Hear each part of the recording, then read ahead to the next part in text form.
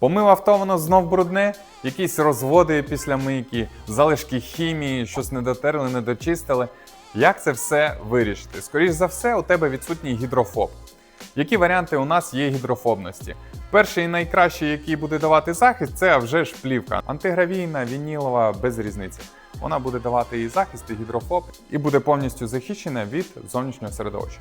Отримати гідрофобність можемо трьома методами.